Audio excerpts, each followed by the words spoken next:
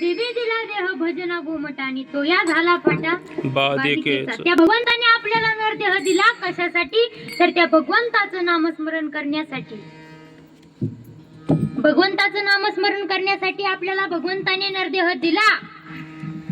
परंतु हे साधन आपल्याला साध्यापर्यंत पोहोचवण्याकरता दिलं. मी तुम्हाला सांगितलं हे साधन दिलं, परंतु हे शेवटचं साधन दिलं. महाराज सांगतात की शेवटची पाळी एक मनुष्य जन्म आणि यात मात्र चुकली वर्म. मग काय परत फेरा. मग किती वेळा जन्म यावे नित्य व्हावे फजित. म्हणून हा जीव भेला शरण विठोबाला गेलाय. शरण विठोबाला गेलाय. भगवंता मला असं साधन दे. हात जोडून विनंती करतोय, भगवंता मला असं साधन दे की मला तुझ्यापर्यंत पोहोचता येईल, नवी नवी तुझी भक्ती करता येईल.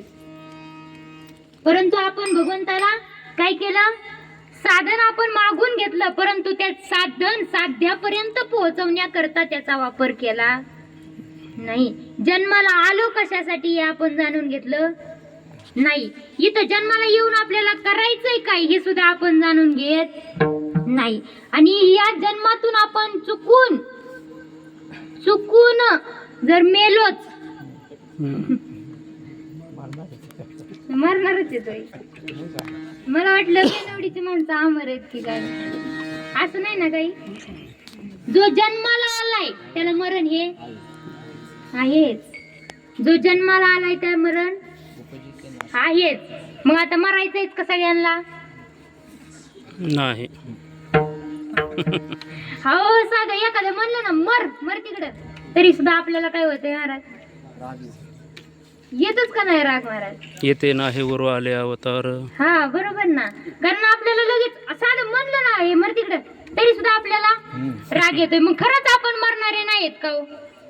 मरणार तर आहेत, पण काय म्हणतात ना ती खरं बोलल्यावर सकेल राग येतो. तुम्ही खरं बोलता तेवढंच लय मोठे माझ्यासाठी.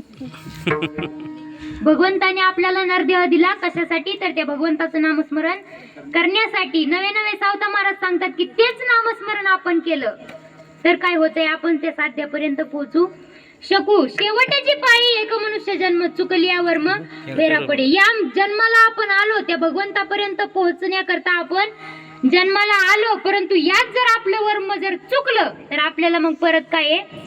फेरा आहे. कारण चुकली या वर्म फेरा पडे. महाराज मार्ग आहे. मार्ग आपण काय केला पाहिजे? योग्य मार्ग साध्यापर्यंत पोहोचण्याकरता जो मार्ग आहे तो मार्ग आधी आपण जाणून घेतला तरच साध्यापर्यंत पोहोचता येईल ना महाराज. आपल्याला इथून जर पुण्याला जायचंय तर काहीतरी मार्ग आपण आधी जाणून घेतला पाहिजे, तरच आपण इथून सुखरूप किंवा कमी वेळात आपण पुण्यापर्यंत पोहोचू शकू. आदले मधले गाव कुठून कसं जायचं किंवा आता सोपी पद्धत आली. लगेच सर्च मारलं पुणे की लगेच इथून कुठे जातंय महाराज? पुण्याला. लगेच जातं का सर्च मारलं की? काय करावं लागतंय? साधनच असावं लागतंय, त्याशिवाय साध्यापर्यंत पोहोचता येत नाही. म्हणून भगवंताने हे सुंदर असं आपल्याला साधन दिलंय त्या भगवंतापर्यंत पोहोचण्या